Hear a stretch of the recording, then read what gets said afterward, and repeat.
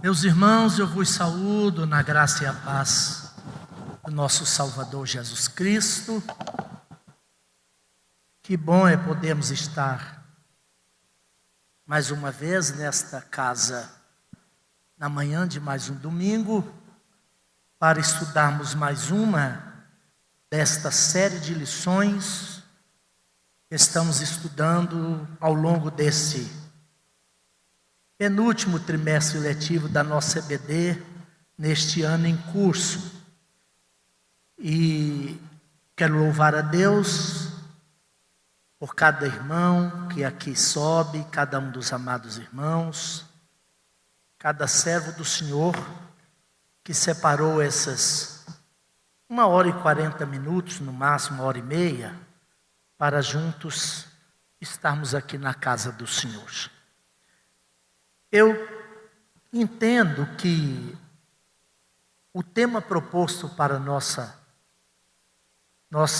aprendizagem ao longo desse trimestre, ele traz uma série de assuntos e lições que são desafios da parte de Deus, no sentido de a gente, como cristãos e servos do Senhor que somos, percebermos qual é o fluxo da vontade e do propósito de Deus ao longo da história da revelação que Deus trouxe através das Escrituras, mediante os escritores sagrados. Eu penso que nós não podemos perder de vista esta ideia mais ampla, pois se não tivermos em mente este fio condutor de toda a revelação divina, a fim de que nós compreendamos o propósito maior de Deus, e nesse propósito maior de Deus, o sentido e significado da nossa vida, ou da vida desses homens, como Daniel, vamos estudar mais uma lição sobre a sua vida. De repente, faltando esse entendimento, não há uma compreensão do propósito e plano maior de Deus. E as coisas perdem em alguma medida o sentido, o significado. As peças não se encaixam devidamente para que a gente consiga, porque essa é a nossa compreensão de fé, à luz das Escrituras e pelas Escrituras, que a história de Deus teve um início, está tendo um desenvolvimento e haverá um ápice, um fim. Os irmãos têm me ouvido dizer aqui algumas vezes, já de algum tempo, que a grande batalha da fé cristã e do cristianismo, como, eu vou usar uma palavra técnica mais uma vez, como uma cosmovisão, uma compreensão ampla de mundo, em todos os sentidos, é o enfrentamento do naturalismo fracionado, seccionado, de uma história cíclica. E aí vem as N compreensões que não é o caso da gente entrar no teor da questão. A história para essa cosmovisão é uma sucessão de ciclos viciosos repetidos, e de repente, nessa compreensão, ela não tem sentido. Nós temos percebido, pastor Samuel, que de algum tempo, e não estou falando da igreja, Assembleia de Deus, e quando eu me refiro à igreja, estou usando o sentido muito lato. A igreja de alguma forma tem se deixado atingir por essa compreensão.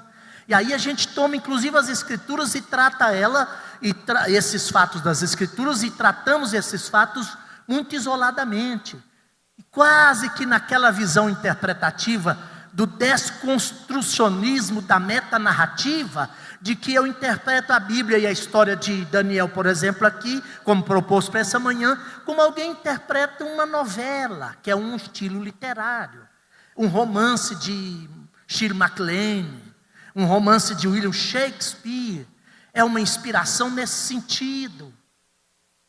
E aí vai perdendo o significado amplo, a proposta ampla. Mas eu dizer para você, a lição de hoje, bem como as lições que nós temos estudado, comprovam incontestavelmente que o nosso Deus é Deus que se revelou na história. Ele põe os pés no chão da vida e Ele está conduzindo essa história, haja o que houver, aconteça o que acontecer, e a história está caminhando exatamente para aquele ponto ômega que Ele determinou ela chegasse. Nós não cremos numa história cíclica, repetitiva. Nós cremos, por causa da cosmovisão, da perspectiva ampla da fé cristã, numa história linear. E daqui a pouco, o plano de Deus se consumará, exatamente conforme as Escrituras nos revelam. Amém? E eu introduzo assim, para que nós, mais uma vez, tenhamos em vista esta compreensão. Mas a lição de hoje, como eu já disse, a penúltima lição desse trimestre, cobre um período da história da revelação, espremida entre o ano 606, portanto, final do 7º século e 6º século antes de Cristo. Mais precisamente o ano 606 a 538 antes de Jesus nascer. Os capítulos de 1º ao 5º do profeta Daniel acontece nessa quadra da história. E Daniel aqui nesse capítulo já não é mais um jovem. A gente está na igreja desde que entende por gente.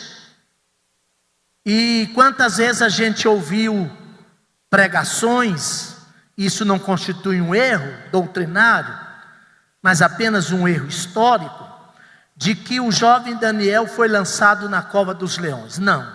Já era o ancião Daniel. Ele tinha cerca de 82, 83 anos quando isso aconteceu. Havia passado todo o império e reinado da Babilônia, e quem estava agora no topo do poder, no comando do mundo, era o império Medo-Persa.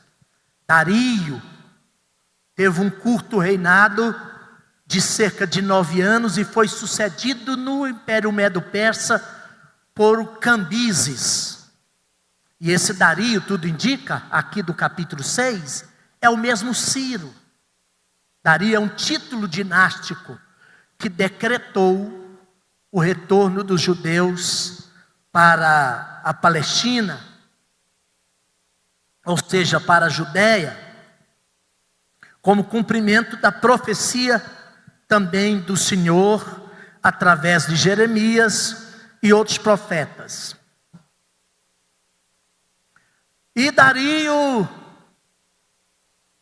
agora estava escolhendo administradores, governadores, que alguns textos da Bíblia chamam de sátrapas, para com ele governar um imenso império, que ia do Egito, no extremo oeste, norte da África, ao rio Indo, ao leste, já entrando na Índia atual.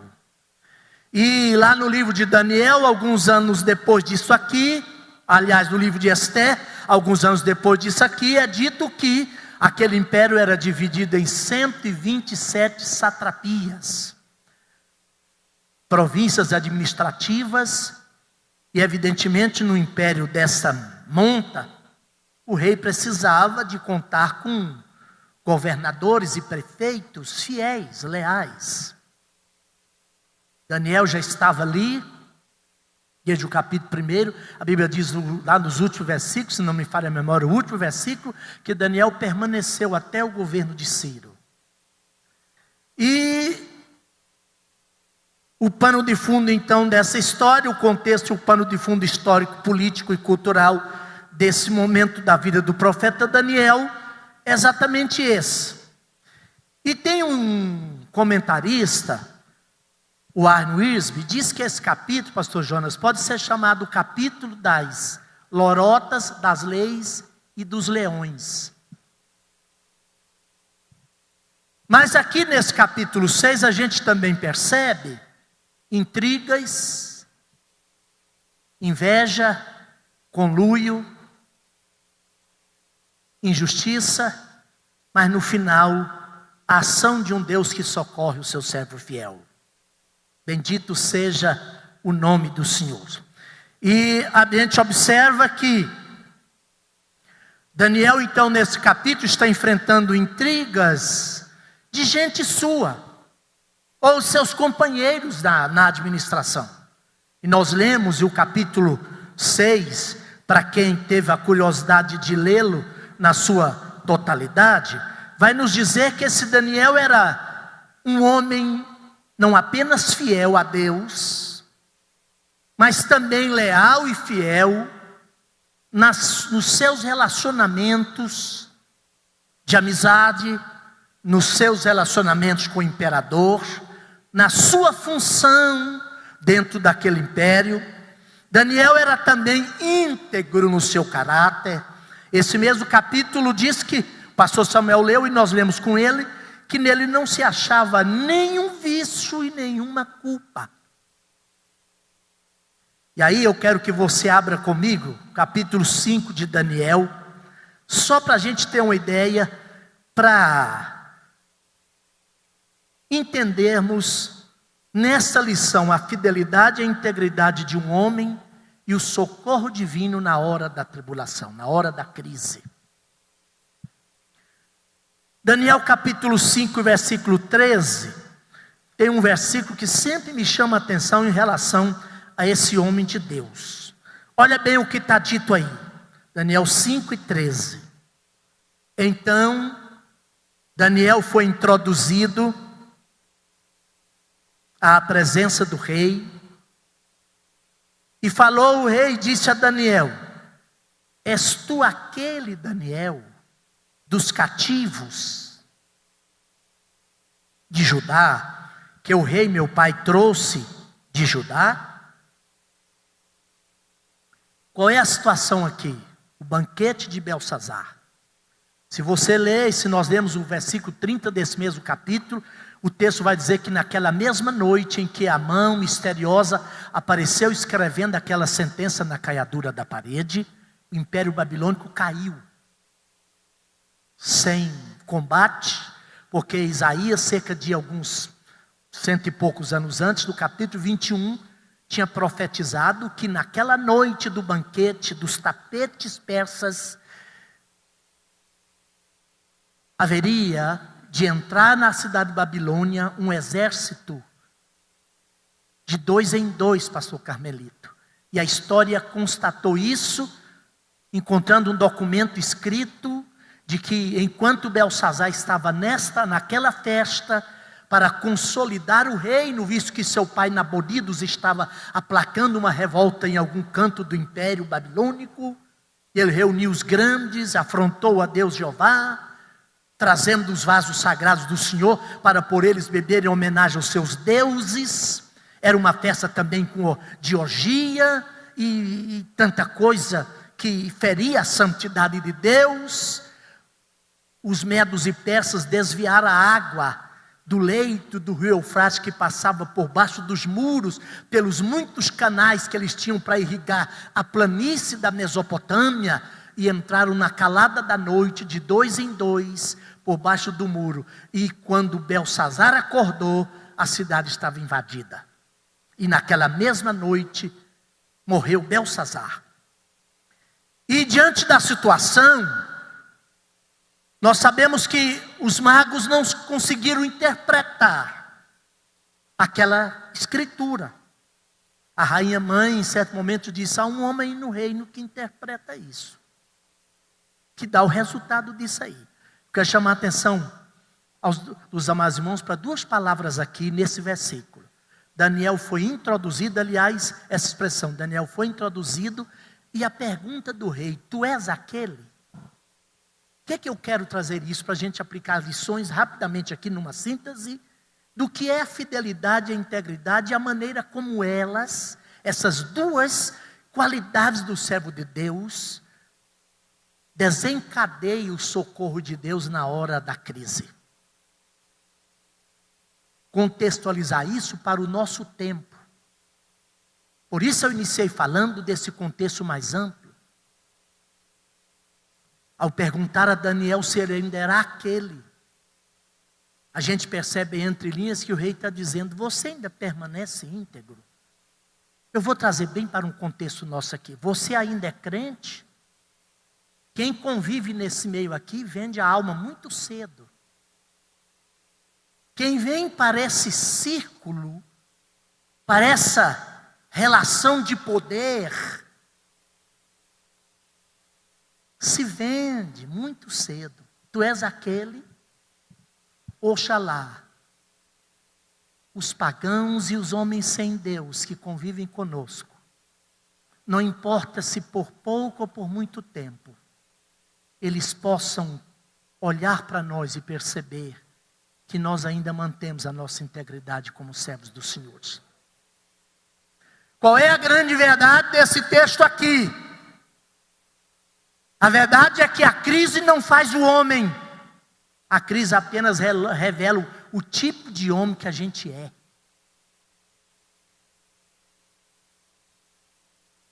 Eu penso que a gente precisa voltar a essas verdades, pastor João Dantas, no momento que nós estamos vivendo como igreja.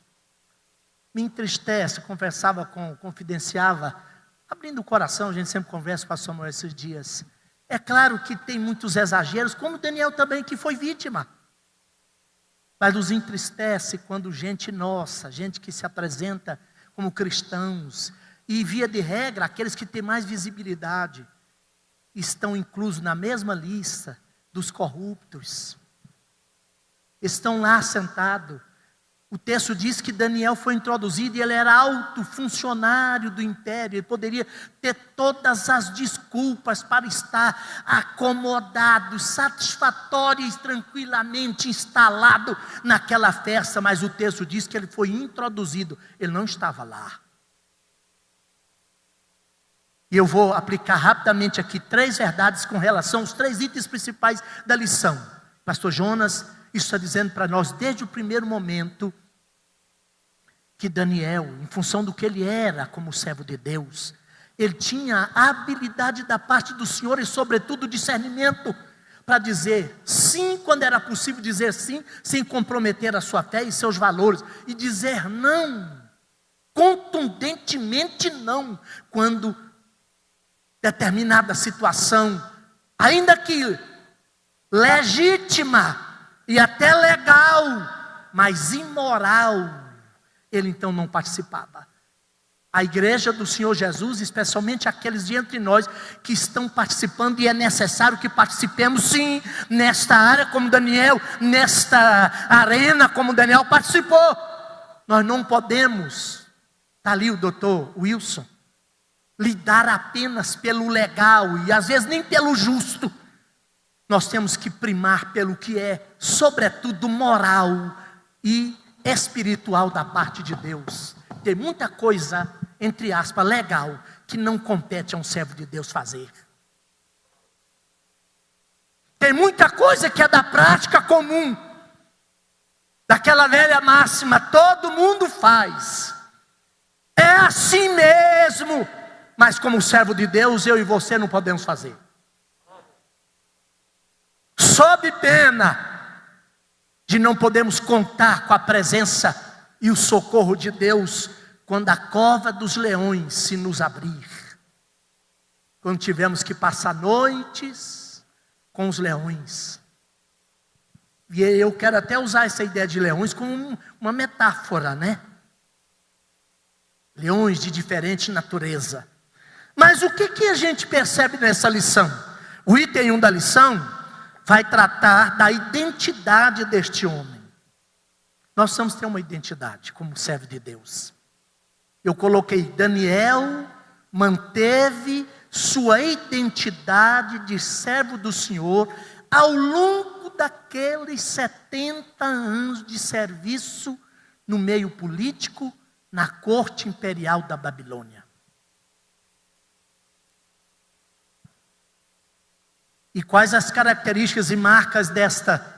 A lição está dizendo aí, dessa identidade de servo de Deus que a gente percebe em Daniel. Primeiro, Daniel decidiu manter-se incontaminado naquele meio corrupto e corruptos. Sabe qual é a grande verdade aqui?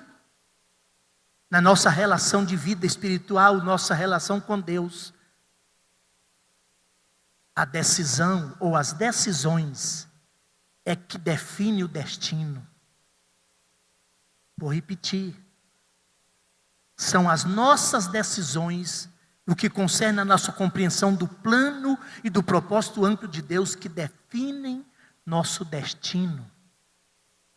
Capítulo 1, versículo 18, é o 8, se não estou enganado, é o 18. A Bíblia diz que Daniel assentou. Tem uma versão que diz: Daniel determinou no seu coração não se contaminar. Então eu não sou da tese de John Locke, dos educadores do construtivismo, e por isso eu iniciei falando do naturalismo filosófico, de que o homem é 100% produto do meio. Não é não. É possível ser sal, saboroso, com capacidade de salinizar, mesmo vivendo em meio a uma sociedade podre, putrefata e se decompondo. É possível. Claro que o ambiente pode nos influenciar, mas não é o ambiente nem a cultura adjacente à nossa volta que determina nossos valores.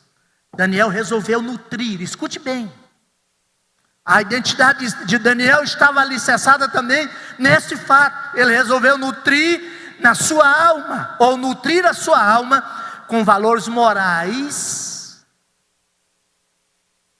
éticos, morais e éticos, puros e elevados. Era um homem, diz a Bíblia lá no versículo 3 do capítulo 6, um homem de espírito excelente.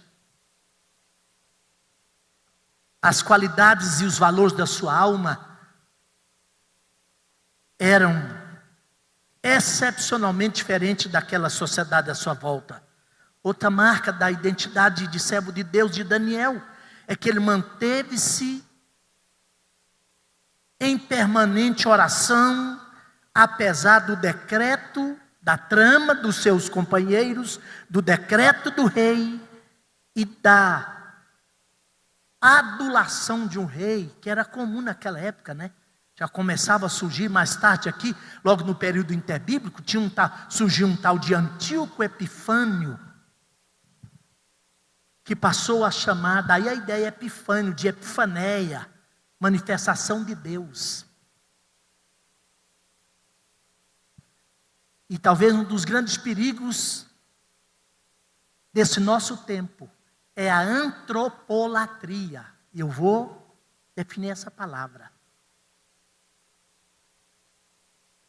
É do Espírito de Deus, é das Escrituras, é da nossa fé.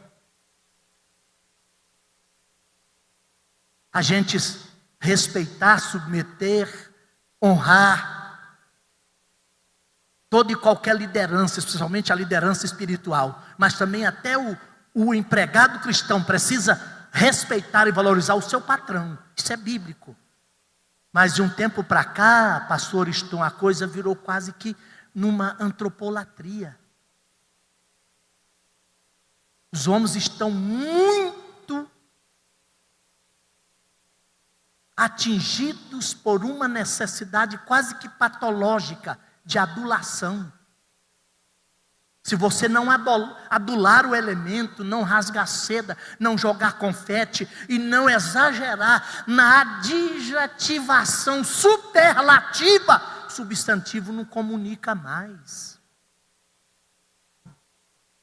E alguém muito acertadamente já disse: quando o substantivo não comunica, não fala mais. Aliás, quando se usa exageradamente os adjetivos, é porque o substantivo não comunica mais, perdeu o sentido. Isso era um rei que necessitava de adulação. E aqueles homens, bajuladores, e toda bajulação é perigosa. Um escritor cristão chegou a dizer que bajulação é como qualquer outra droga, vicia igualmente consumidor e fornecedor. Vou repetir: bajulação é como qualquer outra droga, vicia igualmente consumidor e fornecedor. Os amigos perceberam: vamos pegar o Daniel, uma trama maligna e maldita. Forçaram o rei, ele gosta disso. De cócegas na alma, de apulpo, ele é cativo de adulações. Vamos fazer ele assinar um decreto aí, e dizendo que ele é Deus, pelo menos por 30 dias, um Deus temporário. Por esses 30 dias, ninguém, Deus com data de vencimento, pastor João Data. Pelo menos por esses 30 dias, ninguém pode orar a outro Deus, senão a ele. E o rei falou: sabe que isso é bom? Me ajuda. Em nome da unidade, em nome da coesão deste grande império, eu vou ter uma força aglutinadora. E ele, eu vou botar entre aspas, numa santa inocência, assinou a lei. Embora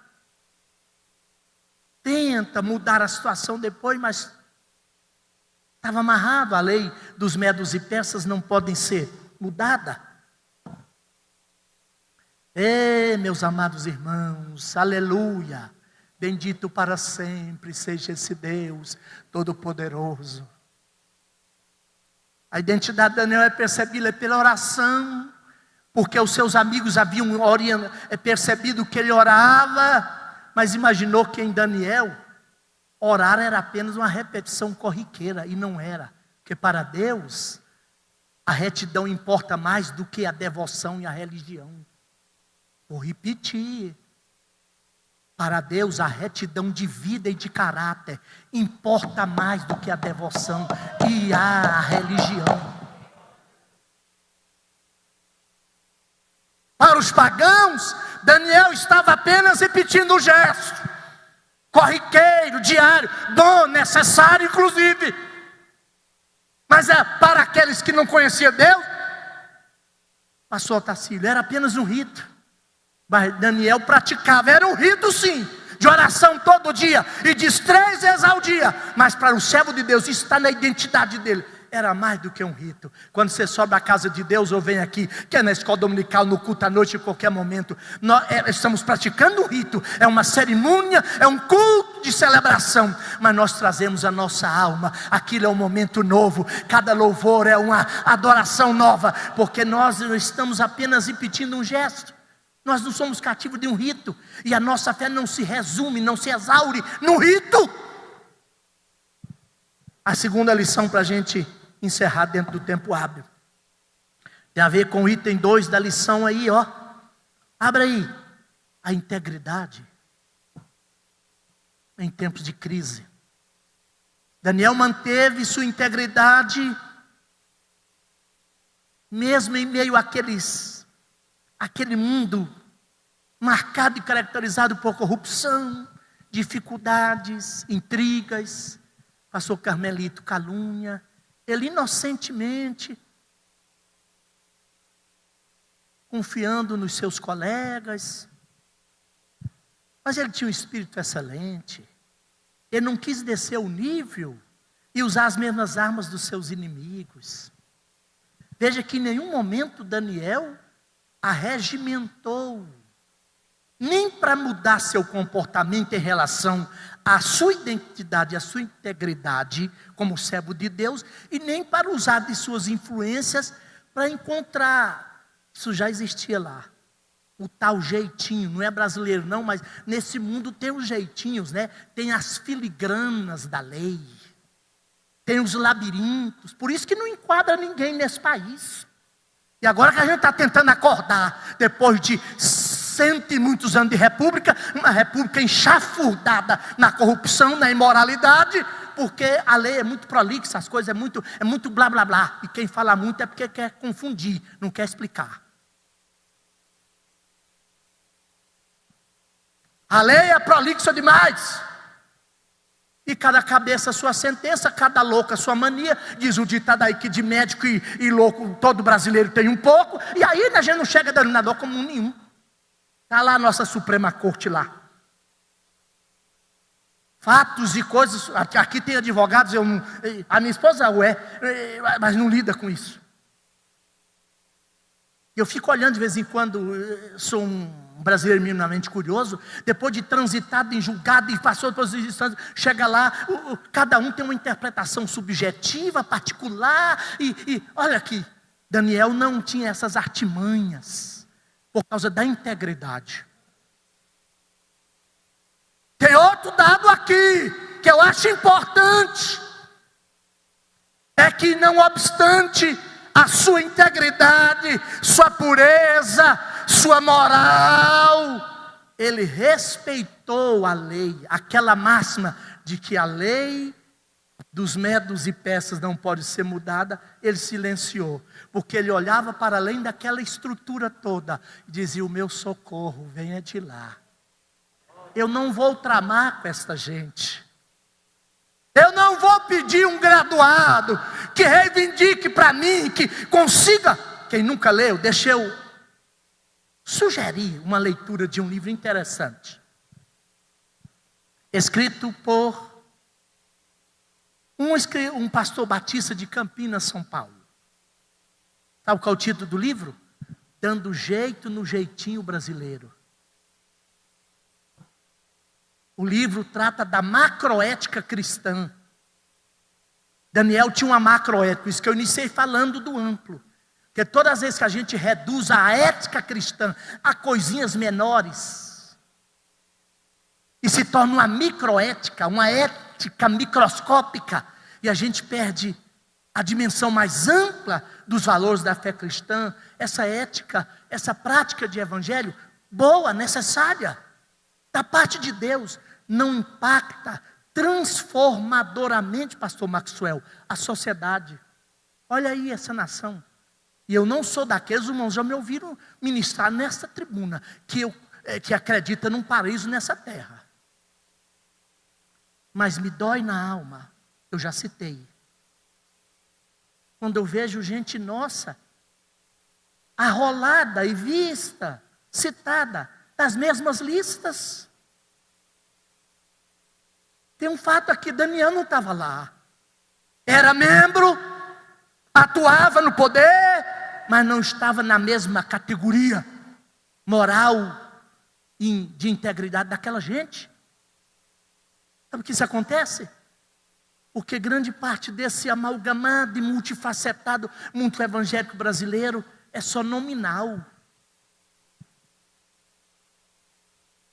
Quando eu tenho que comprar lá fora, fazer um negócio, acertar alguma coisa lá com o pastor José Ribamar, meu amigo, aí tem gente que diz assim: não, fé à parte, negócio à parte. Não, senhor.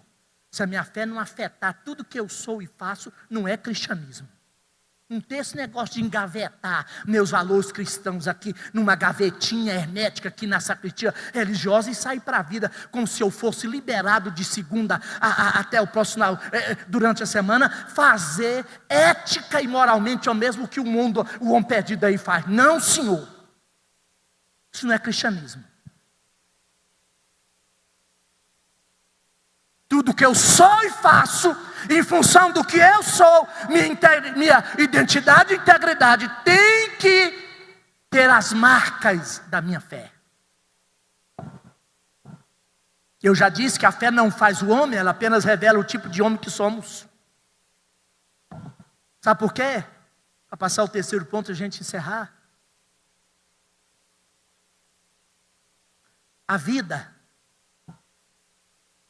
o que a vida faz conosco depende em grande parte daquilo que ela acha em nós. Vou repetir, o que a vida faz conosco depende em grande parte daquilo que ela encontra aqui.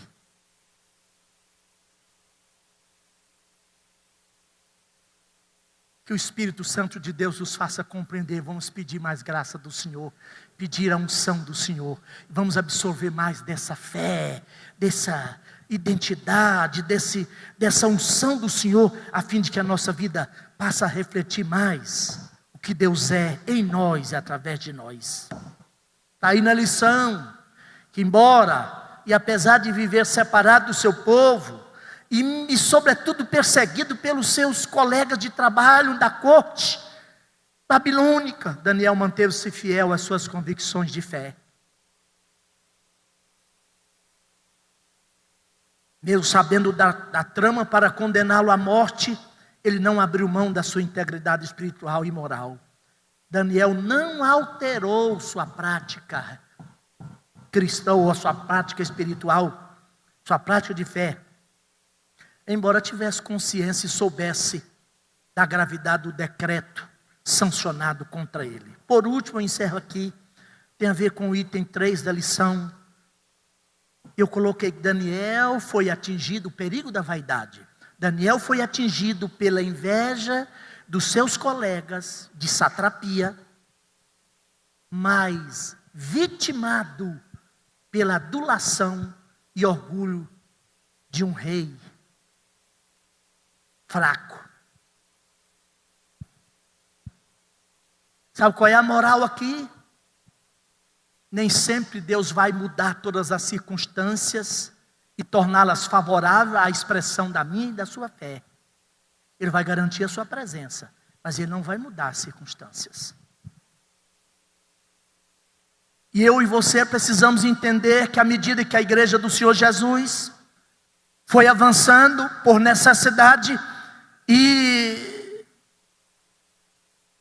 a obrigação de momento, tendo que participar da vida pública como um todo,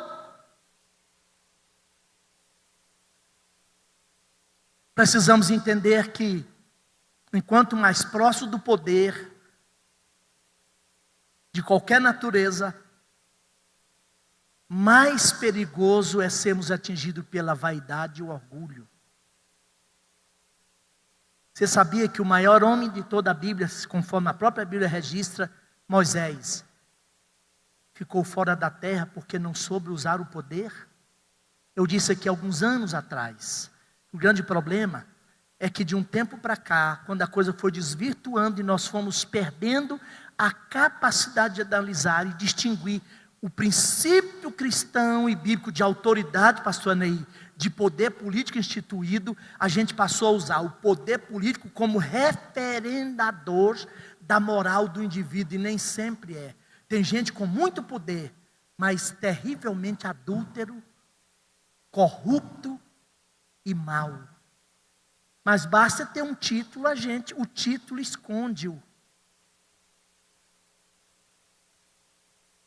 À luz da Bíblia, o princípio de poder, não estou falando de autoridade, não pode ser usado como elemento validador da moral.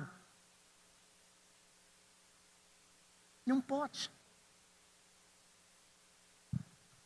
E também a gente precisa entender, tal qual Daniel certamente entendeu muito claramente isso, que todo privilégio, e era um privilégio participar da corte, está lá no topo. Ele era alto funcionário da corte do maior império de então.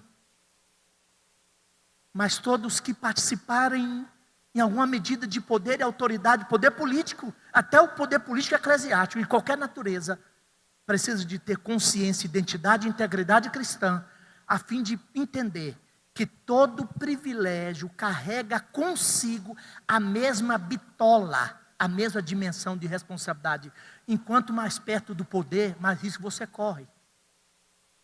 Lembra de Nadab e Abiú? Coatitas, filho de Arão, tinham o direito de entrar no Santo dos Santos, está muito próximo da glória Shekinah, mas o risco também foi grande. Pisou fora e o fogo fulminou. A gente não quer isso, só quer os privilégios, não quer a responsabilidade.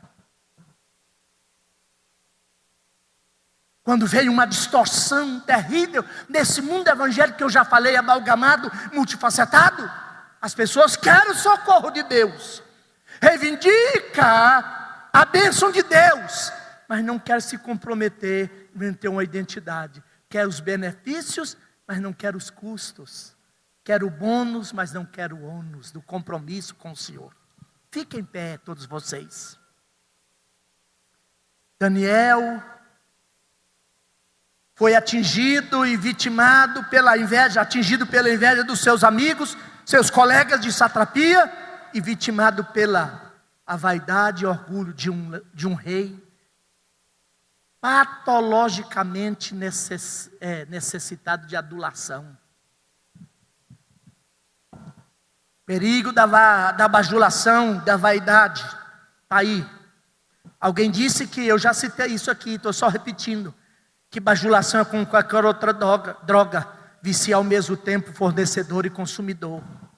O velho e cansado Daniel manteve sua fé no seu Deus, ainda que atingido pela inveja dos seus colegas de trabalho, a intriga maligna que eles montaram e a vaidade daquele rei. Ele preferiu continuar com o seu habitual momento de oração, a render-se à mediocridade daqueles pagãos e dos seus amigos.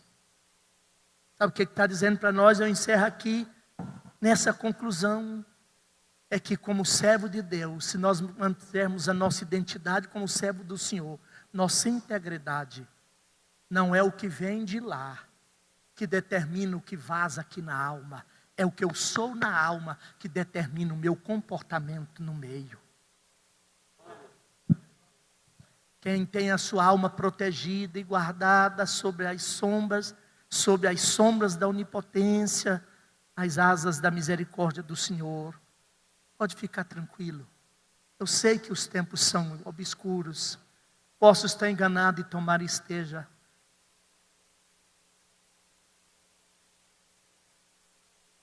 Mas eu percebo que o horizonte prenuncia, nós não teremos um futuro como igreja verdadeira, com o servo do Senhor, muito tranquilo daqui para frente. A maioria de nós não acordamos, mas há uma trama maligna por trás de tudo aí. Não é que isso implica em negar a realidade político, social, histórico, existencial aí presente. Não é, mas é, pastor Carmelito, que atrás de tudo, o grande inimigo está de alguma forma tramando algo pior. Nós precisamos da companhia do Senhor, que poderá ser que haverá necessidade de nós passarmos algumas noites em cova de leões. Que nós tenhamos da parte de Deus a tranquilidade de não tramar, de não negociar, de não vender valores. E se Deus não nos livrar da cova, tenhamos a segurança que Ele vai passar a noite conosco lá. E se Deus entrar conosco lá, pastor Eneir, os leões dormem. Eu fico olhando que o rei, lá no final do capítulo 6, chega lá esbaforido. Pastor, irmão João Evangelista, gritando ao rei: ó Daniel, porventura o Deus a quem tu continuamente serve, pode livrar-te da boca dos leões. Eu quase vejo Daniel espreguiçando assim: dormi tão bem essa noite. Daniel vai para a cova e quem perde sono é o rei. Porque o que acontece fora não pode determinar a quietude e a paz da alma aqui dentro. Quando a gente é servo do Senhor. Pai querido,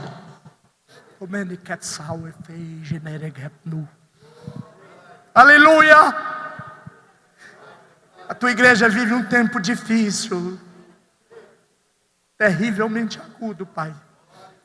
E não apenas por essa situação que é real, que estamos vivenciando, mas porque de algum tempo nossas organizações, de alguma maneira, está sentada à mesa com Belsazar. E tu tens trazido a sentença. A escritura está posta. Mas não há entre nós pessoas que possam, com clareza e objetividade, definir. Ser conosco nesta hora, Pai.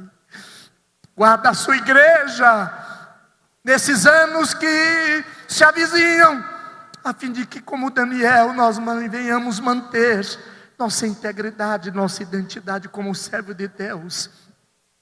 Como diz a tua palavra, os Filipenses 2:15, mesmo em meio a uma geração corrompida e perversa, cada um de nós sejamos como luzeiros de Deus, filhos de Deus, inculpáveis e irrepreensíveis, no meio de uma sociedade, uma geração corrompida e perversa, entre a qual devemos resplandecer como luzeiros no mundo.